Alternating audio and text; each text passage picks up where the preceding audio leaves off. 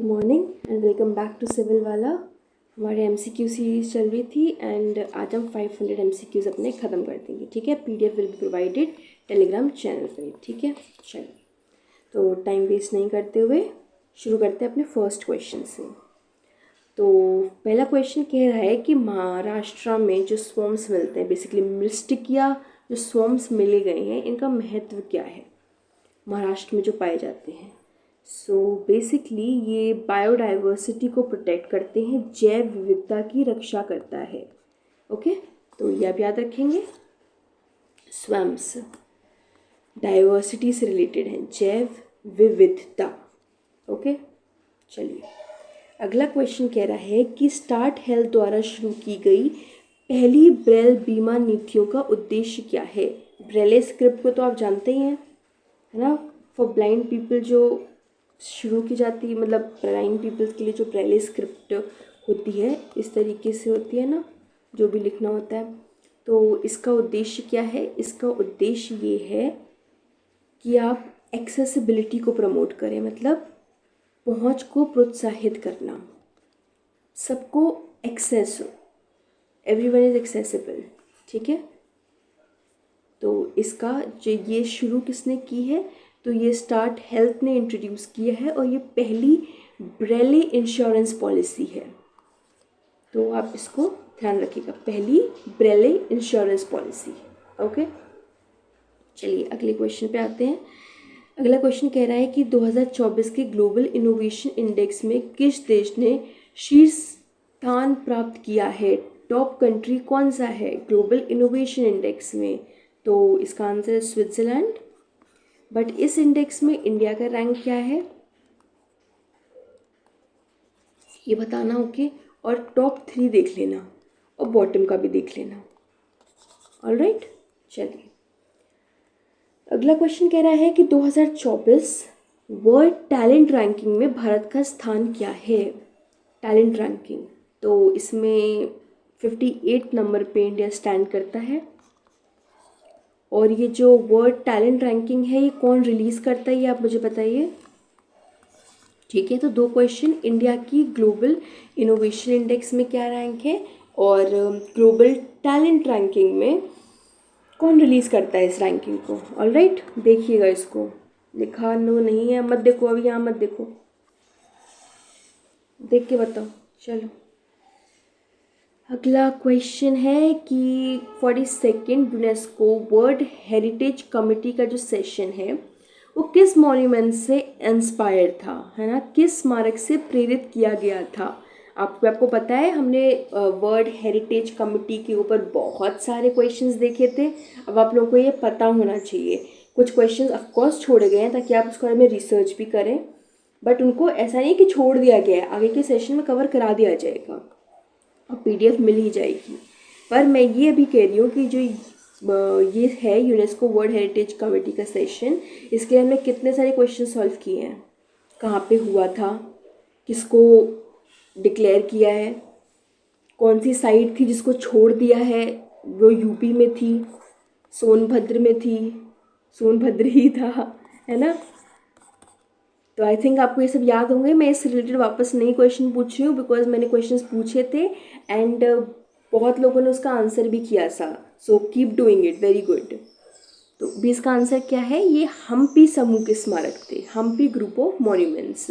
तो हिस्ट्री आ गई हम्पी होती, तो बता दो कौन सा रूलर था इस टाइम पर हम्पी कंस्ट्रक्शन में, डायनेस्टी कौन सी थी, बहुत इंपॉर्टेंट है। क्या कोई ट्रैवलर आया था उस टाइम पर उस डायनेस्टी में? देखना, हिस्ट्री में आके बार रिवाइज करना।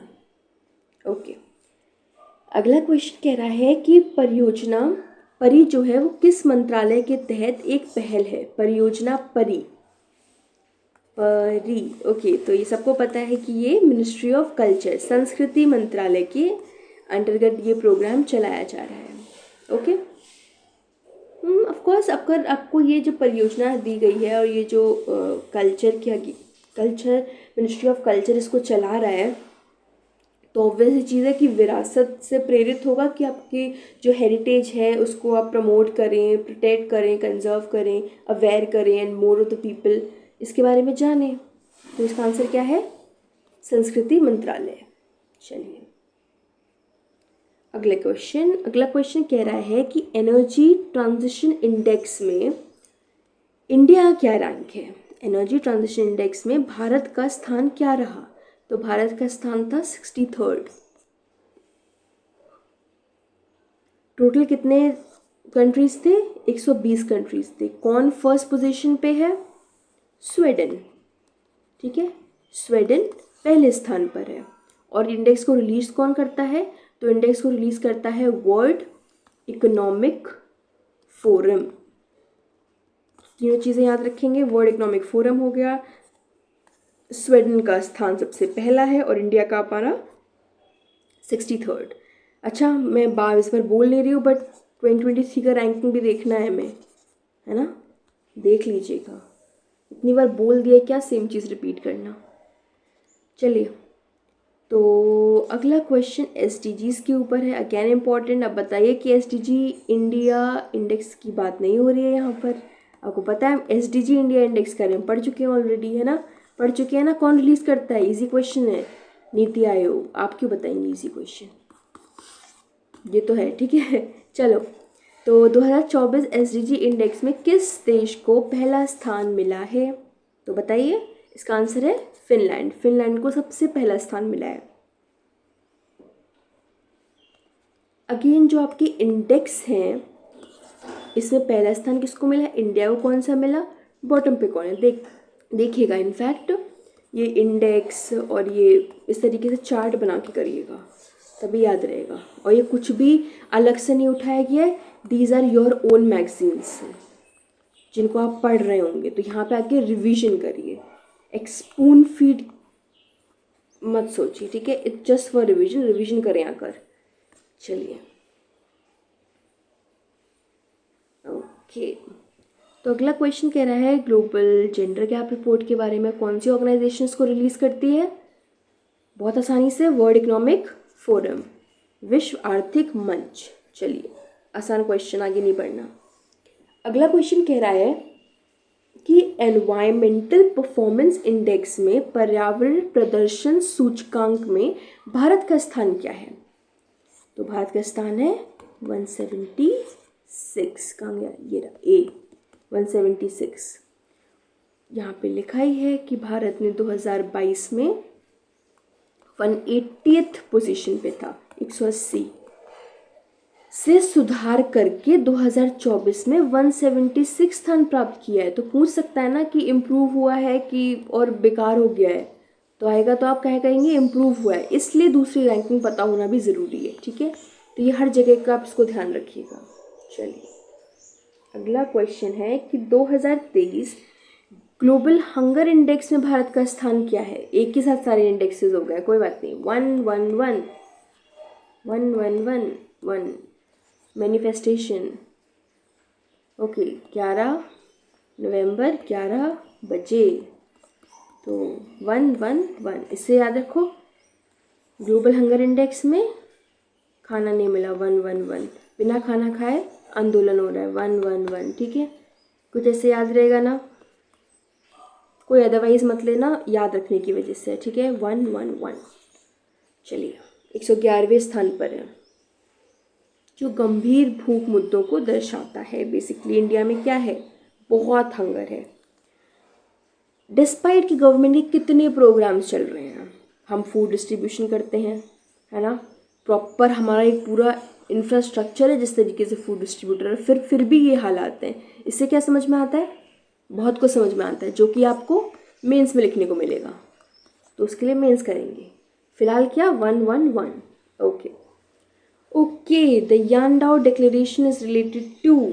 यांडाओ डिक्लेरेशन किससे संबंधित है? तो यांडाओ डिक्लेरेशन सबको पता है, मलेरिया से संबंधित है। और जब हम मलेरिया के बारे में डिजीजेस वाले टॉपिक में पढ़ रहे थे तो हमने ये भी देखा था कि कौन सी वैक्सीन को रिसेंटली WHO ने बोल दिया है कि ठीक है, अलाउ कर दिया है। कौन सी वैक्सीन थी वो बताएंगे आप उसका नाम? और डेंगू के लिए भी कोई ऐसी वैक्सीन आई है क्या? चलिए मत बताइए, वो सबको पता है, डेंगी फॉर ऑल, मैंने ढंग से याद करवाया था। मलेरिया के लिए बताइए। ओके, चलो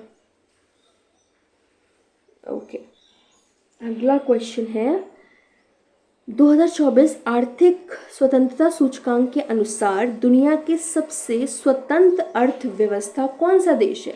सबसे स्वतंत्र, ओके, इंडिपेंडेंट, तो कौन है? सिंगापुर है। B option is correct. और भारत का स्थान क्या है? 126। सबसे आसान है ना, ये आसान रहेंगे, कंफ्यूज भी मत होना। इंडेक्स बना लोगे तो कंफ्यूज नहीं होगे, बना हुआ पेपर में हो गया, अगर 2-3 इंडेक्स से आगे कहाँ कौन किस में था तो ये कर लेना। इसका आंसर क्या है? सिंगापुर। चलो, अगला क्वेश्चन कह रहा है कि ट्रैवल और टूरिज्म 2024 यात्रा और पर्यटन विकास सूचकांक में भारत का स्थान क्या है? तो भारत का स्थान क्या है? 39। बी ऑप्शन, विश्व यात्रा और पर्यटन विकास सूचकांक में 39 है। चलिए, फर्स्ट कौन था उसमें आपको पता है ना? यूएसए इसमें फर्स्ट है, बाकी आप लोग टॉप, चलिए ये इतना इंपॉर्टेंट नहीं है, सिर्फ बताता रखो यूएसए फर्स्ट पोजीशन पे है। चलिए, अगला क्वेश्चन है Times Higher Education Asia University rankings के ऊपर। Okay, Times Higher Education Asia University rankings 2024 में किस भारतीय संस्थान को शीर्ष 100 में शामिल किया गया है? तो किसको किया गया है? IISc बैंगलोर को, बेंगलुरु जो भी आप पढ़ना चाहें, IISc बैंगलोर को Times Higher Education Asia University rankings में टॉप 100 इंस्टीट्यूट्स में शामिल किया गया है। ठीक है, केवल एक इंस्टीट्यूट भारत का, IISc बैंगलोर। चलिए, अगला क्वेश्चन है कि ऑपरेशन अल अक्सा जो फ्लड वाज लॉन्च्ड बाय, किसके द्वारा शुरू किया गया था Al Aqsa flood? The answer is Hamas ने किया था इलाट। आपको हमस इसराइल के बारे में मुझे नहीं लगता कुछ बताने की ज़रूरत है, सबको सब पता है। तो इट इज़ हमस याद रखेंगे, अल अक्सा फ्लड। ठीक है, अच्छा, रिटेलिएशन में इसराइल ने भी कुछ लॉन्च किया था, पढ़ लोगे जाके, उसको बता देना कमेंट में, है ना, इतना बहुत डिटेल में पता होगा आप लोगों को तो। चलिए, अगला क्वेश्चन है कि बिजनेस रिफॉर्म एक्शन प्लान 2022 में किस राज्य को पहला स्थान मिला? यूपी स्पेशल, हमारे अपने उत्तर प्रदेश को मिला है बिजनेस रिफॉर्म एक्शन प्लान में, तो इसका आंसर हो गया यूपी। चलिए, कह रहा है कि COP28 की मेजबानी किस देश ने की है? COP28, तो आंसर है UAE, फर्स्ट ऑप्शन।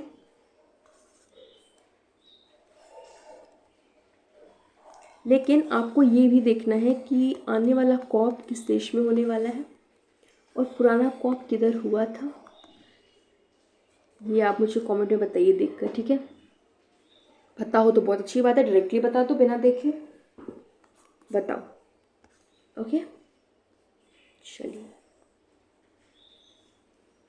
अगला क्वेश्चन है 2024 के क्लाइमेट चेंज परफॉर्मेंस इंडेक्स में भारत का स्थान क्या है? इंटरेस्टिंग क्वेश्चन है, सबसे अच्छा क्वेश्चन है। तो भारत का स्थान क्या है? 7th है। अब इसके बारे में आप लोगों को बहुत सारी इन्फॉर्मेशन पता होंगी कि स्टार्टिंग के टॉप 3 में कौन है कौन नहीं है, कोई है भी कि नहीं है, और 4th नंबर पे, चलिए बताइए कि इस पे पहला जो देश आता है वो कौन सा है और वो किस नंबर पे है। ठीक है, तो नहीं पता तो एक बार देखो, क्लाइमेट चेंज परफॉर्मेंस इंडेक्स, ये इंडेक्स बहुत इंपॉर्टेंट है, कितनी बार तो ये पूछा जा चुका है PYQs एंड ऑल में। ओके, उसको देखो।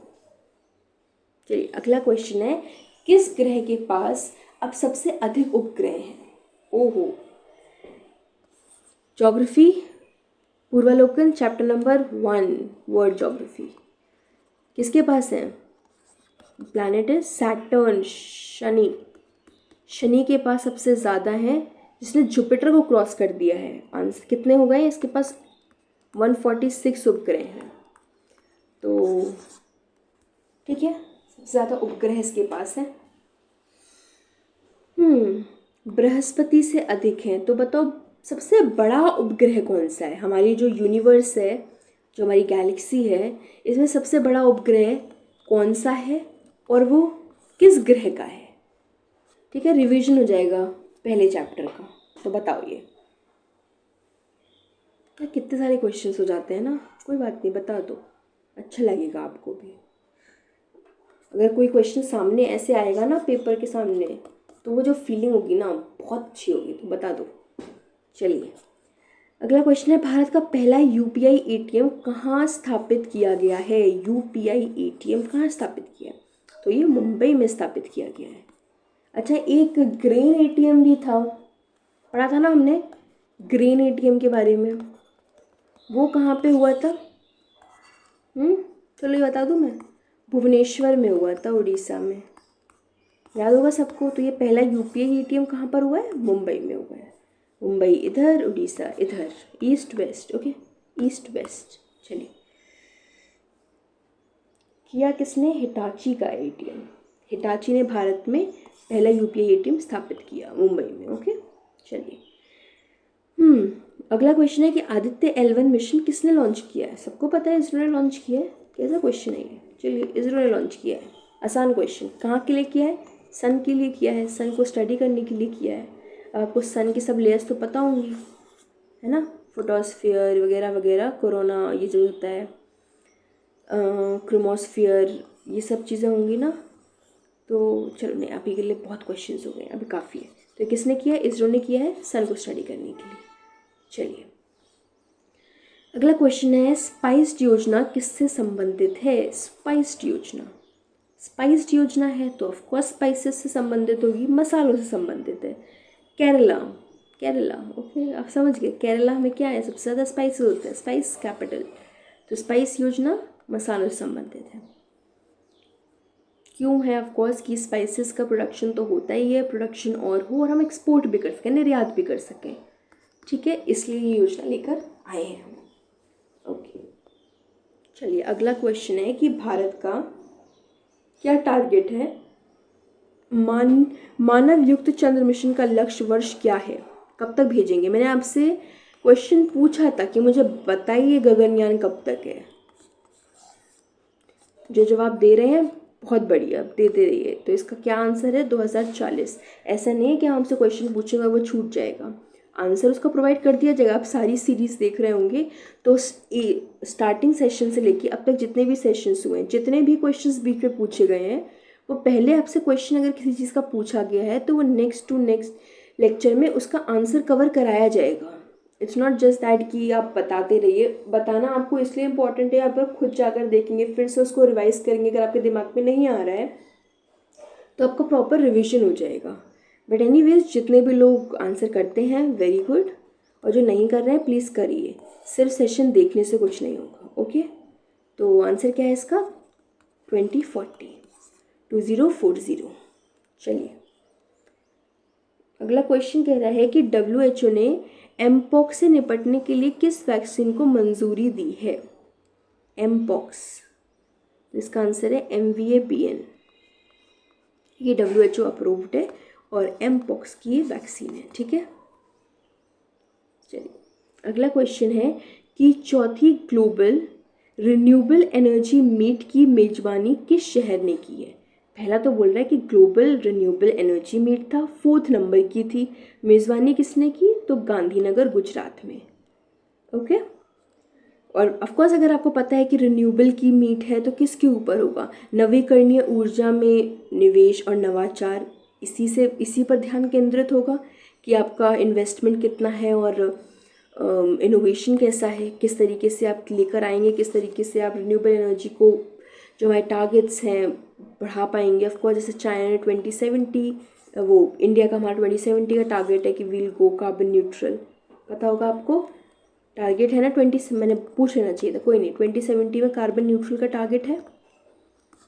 उसके लिए बहुत सारी योजनाएं चल रही हैं। वन ऑफ देम या कहाँ पर हुई, गांधीनगर में हुई। वो पता है गुजरात इसमें प्रोएक्टिव प्लेयर है, आगे रहता है वो, इस तरीके से याद रखिएगा। चलिए अगला क्वेश्चन कह रहा है कि प्रति व्यक्ति बिजली खपत में किस देश ने पहला स्थान प्राप्त किया है। पर कैपिटा इलेक्ट्रिसिटी कंजम्पशन की बात हो रही है, तो किसने किया है, कनाडा। अभी हमारी बिल्कुल कनाडा से ऐसे हो रखा है, आपको पता ही होगा। जस्टिन ट्रूडो ने क्या क्या किया है। आप लोगों के क्या विचार है कनाडा के ऊपर? ये सही हुआ है, गलत हुआ है? एम्बेसडर बुला लिए गए हैं, बहुत ही हार्श डिसीजन था। आईआर में अगर आपको इंटरेस्ट हो तो बताइएगा क्या हुआ है, ठीक है। चलिए, तो आंसर क्या है? कनाडा।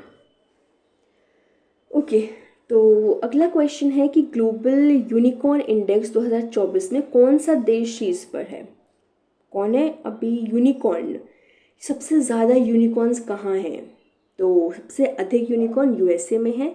आपको पता होगा कि इंडिया कम नहीं है यूनिकॉर्न्स में, हमारे यहाँ पर भी बहुत से यूनिकॉर्न्स आ रहे हैं। और आपको जीएस पेपर 3 में इकोनॉमी के क्वेश्चंस लिखते टाइम पे अगर यूनिकॉर्न के ऊपर क्वेश्चन आएगा तो आप ये लिखेंगे फैक्ट वाला कि भारत में किस तरीके से बढ़ते हुए यूनिकॉर्न्स एक बहुत बड़ी उम्मीद है हमारे लिए तो है ही, but it is very good कि हमारे यहाँ पे एक तो निवेश आएगा, इन्वेस्टमेंट आएगा इस चीज़ में, एंड स्टार्टअप्स होंगे, यूनिकॉर्न्स होंगे, तो आपको पता ही इकॉनमी ग्रो करती है। तो ये बहुत प्यारा आंसर बनेगा GS3 में, ठीक है। खैर हम ये मेंस में देखेंगे, फिलहाल देखते हैं कि यूनिकॉर्न इंडेक्स क्या है। अमेरिका। मेंस पढ़ने में मज़ा आता है ना, इसीलिए। ओके चलो, अगले क्वेश्चन पे आते हैं। अगला क्वेश्चन है कि वीनस ऑर्बिटल मिशन का प्रक्षेपण वर्ष क्या है? वीनस ऑर्बिटर मिशन, तो इसका 2028 है। मैंने ऑलरेडी इसके ऊपर काफ़ी चीज़ें कवर कराई थी, ये मैंने आपको बताने के लिए कहा था। तो अभी इसका आंसर क्या है? 2028। ओके चलिए, अगला क्वेश्चन है कि भारत में सबसे अधिक कोयला भंडार किस राज्य में है? कोयला भंडार, बड़ा ही आसान सवाल पूछ लिया ये तो। कहाँ है? उड़ीसा में। दूसरे नंबर पे कहाँ है? आप ही लोग बता लेंगे। पूरा आपको पेंसिल इंडिया तो रटा पड़ा होगा, कोल माइंस और फील्ड्स। Very good. तो ये है कहाँ पर? उड़ीसा में। चलिए,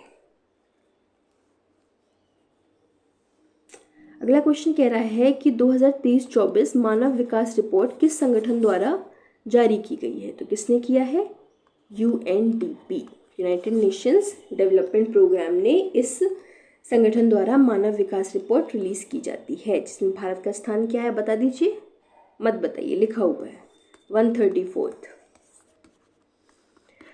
ओके चलिए, तो डेंगू के लिए WHO की प्री क्वालिफिकेशन सूची में कौन सा वैक्सीन शामिल किया गया है? प्री क्वालिफिकेशन लिस्ट में WHO की कौन सी वैक्सीन डेंगू के लिए शामिल की गई है? तो टकाटक, टक 003, जो भी आप बोलना चाहें, मैंने याद किया टकाटक तरीके से। कौन सी है? टकाटक, टक 003। वेरी गुड, याद रखेंगे ऑफ कोर्स। तो टकेडा फार्म है, तो टकेड मतलब आप यार अब ऐसे नाम रखोगे तो नाम आएगा ना, ठीक है ना। आता है, सबको पता है, तो याद ही हो जा रहा है, हमें क्या दिक्कत है, लिखो और अच्छी बात है। कौन सी वैक्सीन है? टकाटक वैक्सीन है, 3 नंबर की टकाटक वैक्सीन। ओके ए, चलिए। टैग है वैसे, वो सच में टकाटक मान लिया, टैग 003। चलिए, अगला क्वेश्चन है 18वीं G20 शिखर सम्मेलन की बैठकें उत्तर प्रदेश के किन शहरों में आयोजित की गई हैं? ओहो, वेरी नाइस क्वेश्चन। G20 की जो शिखर सम्मेलन की बैठकें हैं वो कहाँ कहाँ ऑर्गेनाइज की गई हैं? तो बताइए कहाँ कहाँ की गई हैं। तो इसका आंसर है बी, 1 और 3, लखनऊ और वाराणसी, ठीक है। और ये इसके डिटेल्स हैं कि जो 18वां G20 शिखर सम्मेलन है वो कब से कब ऑर्गेनाइज किया गया, ये पता है। भारत मंडपम आपको पता है, प्रगति मैदान भी आपको पता है, नई दिल्ली, एक्सेट्रा एक्सेट्रा। अभी इन्फॉर्मेशन आप आगे देख लीजिएगा, ठीक है। मैं इसमें नहीं जाना चाहती। और G20 बहुत इंपॉर्टेंट है। पहले तो इसकी कौन कौन सी कंट्रीज़ हैं ये भी इंपॉर्टेंट है, बता दो और बताना चाहना तो। और लोगो क्या था, थीम क्या था, ये सब चीज़ें आपको पता होनी चाहिए। इंडिया ने मेज़बानी की है, ये सबको पता है, ये क्वेश्चन नहीं आने वाला है, ठीक है। चलो, और उत्तर प्रदेश के कहाँ कहाँ पर हुए हैं? लखनऊ, वाराणसी, आगरा और ग्रेटर नोएडा। ऑलराइट, चलिए। अगला क्वेश्चन कह रहा है कि वर्ष 2025 में G7 की अध्यक्षता कौन करेगा? 2025 में कौन करने वाला है? तो कनाडा करने वाला है, जस्टिन ट्रूडो करने वाले हैं। ओके, देख लीजिएगा कौन कौन से कंट्रीज़ है, कौन कौन से सम्मेलन होगा, कब से कब तक होगा, सब चीज़ें इंपॉर्टेंट है। चलिए 2025 का तो ये करने वाला, 2024 का किसने किया है? ठीक है, समझ गए आप लोग किसने किया है। ठीक, all right, good, very good, Italy, Meloni ji. Okay, चलिए अक्टूबर 2023 में संयुक्त राष्ट्र विश्व पर्यटन संगठन द्वारा किस गांव को सर्वश्रेष्ठ पर्यटन गांव घोषित किया गया? सर्वश्रेष्ठ टूरिज्म विलेज बोला गया। तो धोर्डो इसका आंसर है, इसी को बोला गया है ना? वेरी गुड, इसको बोला गया है। और ये जो आपकी United Nation World Tourism Organization की मीटिंग थी वो समरकंद में हुई थी। इस सेशन में जितने ही विलेजेस थे उनमें से गुजरात का धोर्डो विलेज जो है इसको best tourism village of the year का अवार्ड मिला गया, सर्वश्रेष्ठ पर्यटन गांव के रूप में घोषित किया गया था। ठीक है, तो आंसर क्या है? धोर्डो। चलिए अगला क्वेश्चन कह रहा है कि 2023 के ग्लोबल हंगर इंडेक्स से संबंधित निम्नलिखित में से कौन सा कथन सही है? पहला कह रहा है कि 2023 इंडेक्स में 125 देशों के ग्लोबल हंगर इंडेक्स स्कोर की गणना की गई थी और इंडेक्स में कोई भी देश भूख की अत्यंत गंभीर स्थिति में नहीं है, अत्यंत गंभीर स्थिति में। तो इसका आंसर है दोनों, 1 और 2। एक्सट्रीम डायर सिचुएशन में कोई भी देश नहीं था। ठीक है, तो 1 और 2 इसका आंसर है। और 2024 के सूचकांक के बारे में हमने अभी देखा था, क्या था? 111 इंडिया का रैंक था।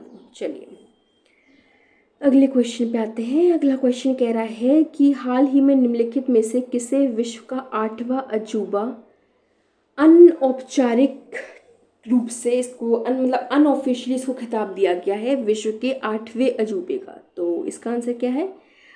Angkor Wat Cambodia, Angkor Wat Cambodia इसको दिया गया है। अब ये बताइए जो ये है ये यहाँ पे कौन से भगवान बैठे हुए हैं? लाइक शिव हैं, विष्णु हैं कि मतलब, ठीक है, शिव या विष्णु कौन है ये बताइए आप मुझे। ठीक है, थोड़ा देख लीजिएगा इसके बारे में, कुछ ऐसा आता है तो ऑफकोर्स इंपॉर्टेंट रहता है। ठीक है, अगला क्वेश्चन कह रहा है कि हाल ही में जारी योंडो डिक्लेरेशन किससे संबंधित है? हमें सबको पता है कि मलेरिया इरेडिकेशन से संबंधित है। ठीक है, चलिए ओके। अगला क्वेश्चन कह रहा है पर्यावरण प्रदर्शन सूचकांक 2024 में शीर्ष 3 सर्वश्रेष्ठ प्रदर्शन करने वाले देश कौन से हैं? एनवायरमेंट परफॉर्मेंस इंडेक्स के बारे में पूछ रहा है अब। ठीक है, तो इसका आंसर है बी। अमेजिंग सी चीज़ है, एस्टोनिया का नाम हम ज़्यादा नहीं सुनते हैं। एस्टोनिया, लक्समबर्ग और जर्मनी, बी। ओके, एंड सर्वश्रेष्ठ प्रदर्शन करने वाले ये 3 देश हैं कहाँ पे? पर्यावरण प्रदर्शन सूचकांक में। ठीक है, चलिए ये आपका जो है ना पूरा इन्फॉर्मेशन दिया गया कि इंडिया का रैंक हम ऑलरेडी देख चुके कि 176 था, है ना? इसमें टॉप 3 भी आ गए। रिलीज़ कौन करता है? हाँ चलिए ये और देख लीजिए एक बार कि रिलीज़ कौन करता है। तो रिलीज़ करने वाले कौन से देश हैं? देश नहीं sorry, Yale Center for Environmental Law and policy,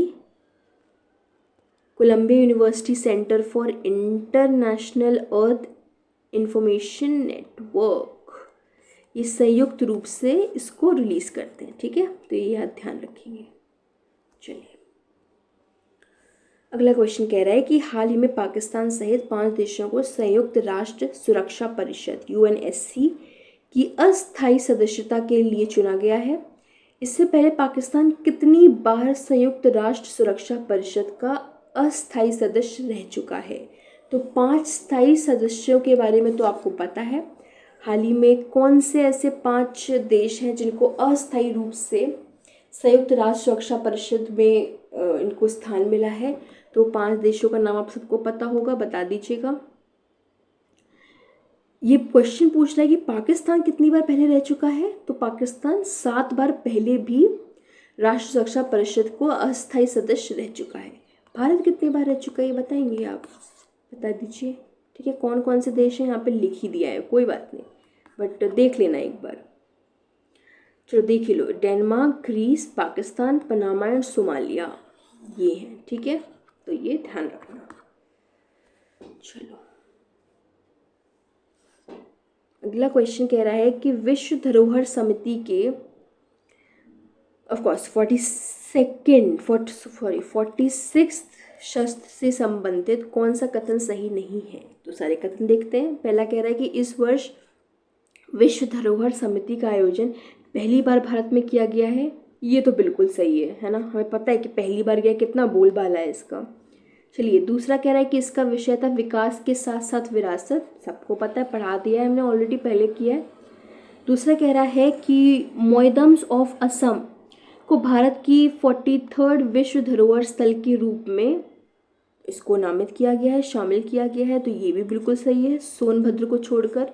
तो एक ही बच रहा है, क्या है कि मोइदम असम का विश्व धरोहर सूची में शामिल होने वाला पहला स्थल है, ये गलत है, ठीक है ना, ये गलत है, पहला नहीं है ये। तो बचे हुए 3 बिल्कुल करेक्ट है और आपको इससे इसकी और डिटेल्स ही पता चलेंगी। वैसे ये तीनों चीज़ें हमने कवर की हुई हैं और एक्स्ट्रा भी किया हुआ है, ठीक है। चलिए अगले क्वेश्चन पे आते हैं। अगला क्वेश्चन कह रहा है 2023 में ह्यूमन फ्रीडम इंडेक्स में किस देश ने पहला स्थान प्राप्त किया है। ह्यूमन फ्रीडम, स्विट्जरलैंड ने काफ़ी अच्छा किया, ये सबसे ज़्यादा खुली इकोनॉमी भी है, स्विट्जरलैंड ही है, ठीक है। चलिए अगला क्वेश्चन है, ये रिपीटेड क्वेश्चन है, ये आपको of course Times Higher Education World University के बारे में पूछ रहा है। इसका आंसर हमें पता है, IISc बैंगलोर था जो टॉप 100 यूनिवर्सिटी में शामिल हुआ था, ठीक है। चलिए आगे चलते हैं। आगे पूछ रहा है 2024 में आयोजित CMS COP14 का मुख्य विषय क्या था। माइग्रेटरी स्पीशीज के बारे में यार, CMS सबको पता है, तो क्या होगा, यही होगा कि प्रकृति की कोई सीमा नहीं है। साइबेरियन बर्ड्स यहाँ भारत में आ जाती हैं, कोई सीमा है क्या इनके पास, ये रशिया में रहें कि भारत में रहें। तो क्या है, प्रकृति की कोई सीमा, प्रकृति कोई सीमा नहीं जानती, कोई सीमा नहीं होती। तो इस तरीके से आप रख सकते हैं ध्यान। साइबेरियन बर्ड भारत में आती है, उनको क्या पता कहाँ रशिया का बॉर्डर ख़त्म हुआ, कहाँ चाइना शुरू हुआ, कहाँ भारत शुरू हो गया, वो तो खुले हैं, खुले परिंदे, उड़ता रहूँ, है ना। चलिए हमारी भी ज़िंदगी ऐसी होनी चाहिए थी। एनीवेज हंसी मजाक बाद में, अभी क्वेश्चन करते हैं, 500 ख़त्म करने हैं आज। चलो हाल ही में किस देश ने WTO के 165 सदस्य के रूप में शामिल हुआ है। आसान क्वेश्चन, सबको पता है, तिमोर लेस्टे। क्या देखना है इसमें, ऐसे क्वेश्चन गलत मत करके आना, अगर आते हैं तो हमारा गुड लक। चलो आंसर क्या है, तिमोर लेस्टे। अगला क्वेश्चन देखिए। अगला क्वेश्चन कह रहा है COP14 में CMS का पूर्ण रूप क्या है। ओके क्या स्टैंड करता है, ऑफ कोर्स मैंने अभी बोल दिया था, मैंने पिछले वाले में, प्रवासी प्रजातियों का संरक्षण, कंजर्वेशन ऑफ माइग्रेटरी स्पीशीज, खुले परिंदे उड़ते चले, ठीक है। चलिए अगला क्वेश्चन है कि पहली ग्लोबल AI सेफ्टी समिट किस देश में आयोजित की गई है। तो AI समिट कहाँ पर हुई है, UK में हुई है। AI फॉर ऑल, ठीक है, याद आया, ग्लोबल AI अप्रिसिएशन डे, याद करवा रही हूँ मैं आपको कि ये सब चीज़ें हमने कवर की हैं, ठीक है। चलो देखना, याद होना चाहिए, मेरे दिमाग में तुरंत आ रहा है, आपके भी आना चाहिए। चलिए अगला क्वेश्चन कह रहा है 2023 में ह्यूमन फ्रीडम इंडेक्स में भारत का स्थान क्या है। हमने भारत का स्थान नहीं देखा था ना, और देखे तो इसका क्या है, 109। ग्रेट। चलिए आगे, बांडुक सम्मेलन जो कि गुट निरपेक्ष आंदोलन से संबंधित है, नॉन अलाइनमेंट मूवमेंट, आपको पता होगा, ये किस वर्ष हुआ था। तो 1955, 1955 में ये हुआ था। ये इम्पॉर्टेंट भी है कि बांडुक जो आपका कॉन्फ्रेंस है, बांडुक जो सम्मेलन है, ये कहाँ से रिलेटेड है, तो ये NAM से रिलेटेड है, गुट निरपेक्ष आंदोलन से संबंधित है। कब हुआ था, तो ठीक है, याद रहेगा 1955 में हुआ था, ठीक है। चलिए, कहाँ पर हुआ था? इंडोनेशिया में हुआ था। आसान सी चीज़, इंडोनेशिया में आयोजित किया गया था। ओके, और इसे गुटनिरपेक्ष आंदोलन की नींव भी माना जाता है। बहुत बढ़िया। चलिए, GPAI का पूर्ण रूप क्या है? तो क्या है इसका पूर्ण रूप? Global partnership on artificial intelligence, यही है। चलिए, वेरी गुड। अगला क्वेश्चन है, COP5 जो है किस पर्यावरण मुद्दे से संबंधित है? तो किससे है? पारा प्रदूषण से है, मरकरी। कहाँ गया? बी है, पारा प्रदूषण। ओके, चलिए अगला क्वेश्चन है कि 3 बेसिन शिखर सम्मेलन में मकर रेखा का क्या महत्व है? 3 बेसिन समिट में क्या महत्व है? तो एक ही महत्व है, कॉन्गो बेसिन से होकर जाती है, कॉन्गो बेसिन से होकर गुजरती है, ये है इसका महत्व।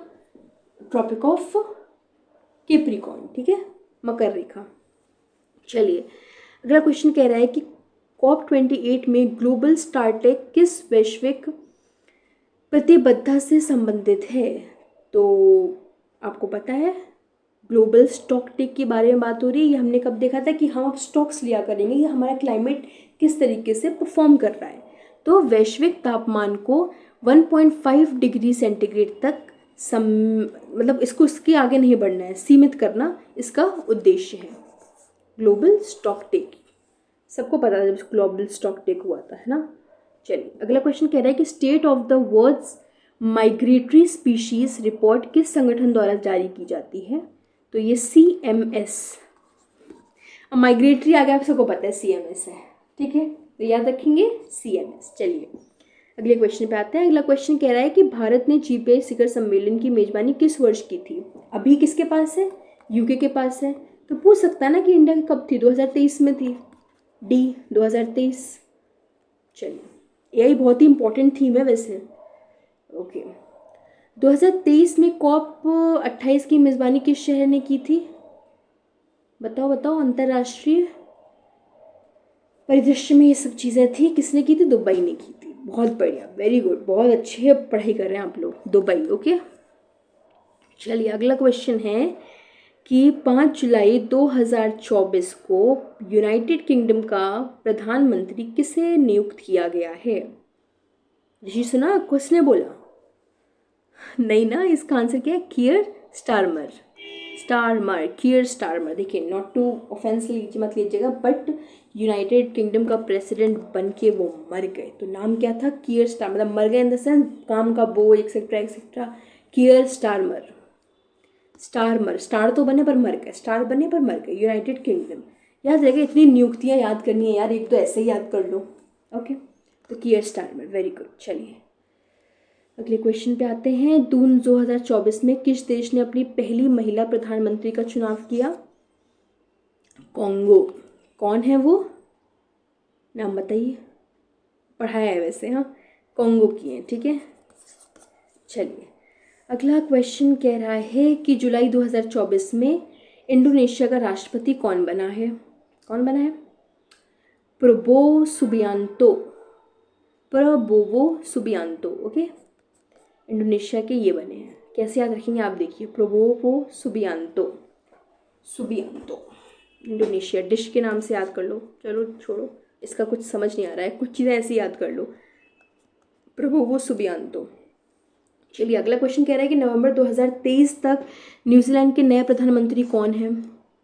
Christopher Luxon. नियुक्तियों के ऊपर स्ट्रेट अवे। चलिए, क्रिस्टोफर लक्सन।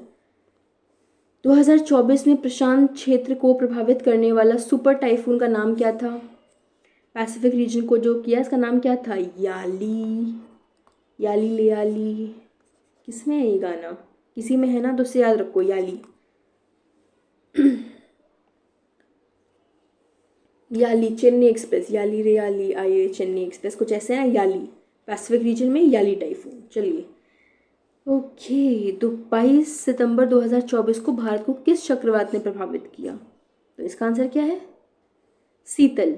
साइक्लोन सीटेल था वैसे, वो सीटेल, पर आप कैसे याद रखेंगे? शीतल से टाइफून ने हुड़दंग मचा दिया। तो शीतल से याद आ जाएगा आपको कि साइक्लोन सीटेल था। ठीक है, चलिए ओके। 17 सितंबर 2024 को कौन सी आर्थिक योजना शुरू की गई थी? कौन सी की थी? सुभद्रा योजना। इसे काफ़ी वीक था। सुभद्रा योजना आपको पता है जिसे देवी सुभद्रा के नाम पर रखा गया है। इसे 17 सितंबर 2024 को हाशिए पर रहने वाले समुदायों को सशक्त बनाने के लिए शुरू किया गया था। मार्जिनाइज कम्युनिटीज़ के लिए था। तो अगर आपको पूछा भी जाए कि सुभद्रा स्कीम किससे रिलेटेड है तो आप भी बताइए, मतलब दोनों ही तरीके से आप क्वेश्चन को समझ पाएंगे। ठीक है, चलिए डेट इंपॉर्टेंट होती है, पूछ लेते हैं। चलिए अगला क्वेश्चन है, 2024 में पेश किया गया CPPS का पूर्ण रूप क्या है? CPPS फुल फॉर्म पूछ रहा है बेसिकली आपसे, इतना लंबा चौड़ा क्वेश्चन लिख के पूछ कह रहे हैं फुल फॉर्म क्या है? केंद्रीकृत पेंशन भुगतान प्रणाली, सेंट्रलाइज पेंशन पेमेंट सिस्टम, जो कि 2024 में अभी हाल ही में शुरू किया गया है। तो याद रखिएगा इसको, केंद्रित पेंशन भुगतान प्रणाली। बहुत बढ़िया।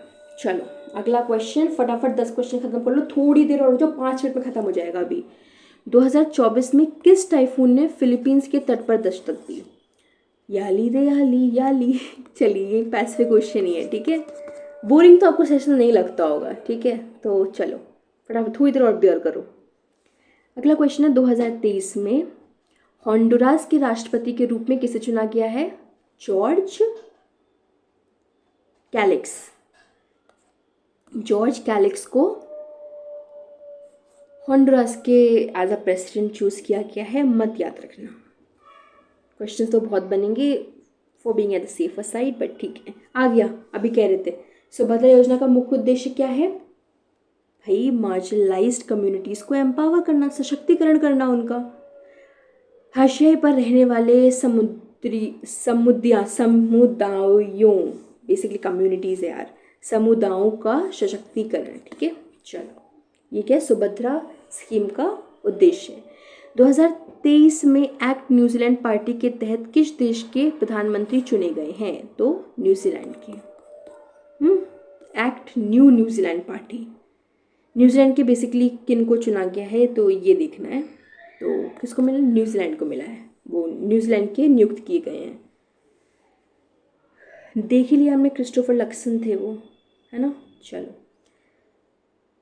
अच्छा, ये जो आपका CPPS था इसका मुख्य उद्देश्य पूछ रहा है, पता ही है, पेंशन पेमेंट को सिंप्लीफाई करना, पेंशन भुगतान को सरल बनाना इसका मुख्य उद्देश्य होगा। जब इसका फुल फॉर्म में ही पेंशन आता है तो फुल फॉर्म पता होना चाहिए, बट देख लिया वो हमने। चलो, सुपर टाइफून याली किस श्रेणी का टाइफून था? आपको पता है ना, कैटेगरी 1 कैटेगरी 2 किस तरीके से होता है, तो ये सबसे खतरनाक श्रेणी 4 का टाइप का टाइफून था। ठीक है, नाइस। अभी कह रहा है कि कौन सा ट्रॉपिकल साइक्लोन को सेवियर साइक्लोनिक स्टॉर्म, गंभीर चक्रवात तूफान के रूप में वक्रीकृत किया गया था? सीटेल। शीतल, इंडिया को आके हिट किया था जिसने। चलो, कौन सी परियोजना भारत के उत्तर पूर्वी क्षेत्र में औद्योगिकरण को बढ़ावा देने के लिए शुरू की गई थी? तो इसका आंसर है उन्नति 2024। इसके लिए उत्तर पूर्वी क्षेत्रों के लिए है, नॉर्थ ईस्टर्न रीजन। एक पूर्वोदय योजना भी था, हमने देखा था, कंफ्यूज मत होना।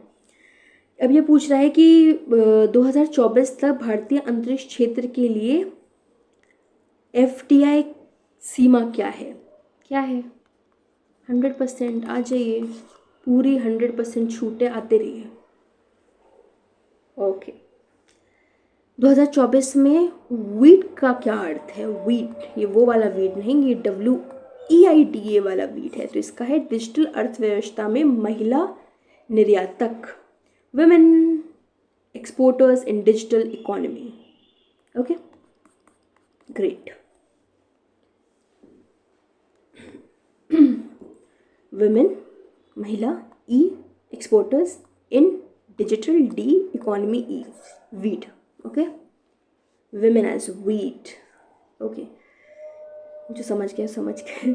2023-24 के लिए भारत के जीडीपी सकल घरेलू उत्पाद की अनुमानित वृद्धि दर क्या है? तो 8.5 है, बी है इसका आंसर। 8.5% एनएसओ द्वारा रखी गई है कि इस वृद्धि दर से हम बढ़ेंगे। 8.5 ओके, बड़े हैं। आखिरी के 2 क्वेश्चन फटाफट खत्म। स्पार्क रैंकिंग 2022-23 में प्रमुख शहरों में कौन सा शहर पहले स्थान पर है? स्पार्क रैंकिंग कौन है? हमारा अपना इंदौर। ये किस लिए किया जाता है? अर्बन गवर्नेंस सबको पता है, शहरी प्रशासन और बुनियादी ढांचे से के प्रबंधन के उत्कृष्ट परफॉर्मेंस दिया है, मतलब बेस्ट परफॉर्मेंस के लिए मिला है इंदौर को, ठीक है, स्पार्क रैंकिंग में। चलिए आखिरी क्वेश्चन दिन का। 2024-25 के बजट में भारत का राजस्व अधिशेष कितने प्रतिशत अनुमानित है? रेवेन्यू सरप्लस कितना है? 2.97%। ये देखते रहिएगा, बजट से हम और क्वेश्चंस करेंगे। तो फाइनली आपके 500 MCQs खत्म हो गए हैं। कॉन्ग्रेचुलेशंस, इनको रिवाइज करिए, मैगजीन ख़त्म करिए एंड आप सॉर्टेड हैं। ऑलराइट, चलिए तो दैट इज़ इट। जो क्वेश्चन पूछे हैं उनको बताइएगा, और जितने भी लोग कमेंट्स में आंसर कर रहे हैं, hats off to you people, बहुत बढ़िया, करते रहिए, ठीक है। And like the session, subscribe to the channel, और PDF आपको टेलीग्राम चैनल पे मिलेगी, तो इसको ज्वाइन कर लीजिए, ठीक है एवरीवन। विजिट द सेशन, बार बार देखो, पढ़ लो एक बार, revision done, you are sorted, ठीक है। Thank you.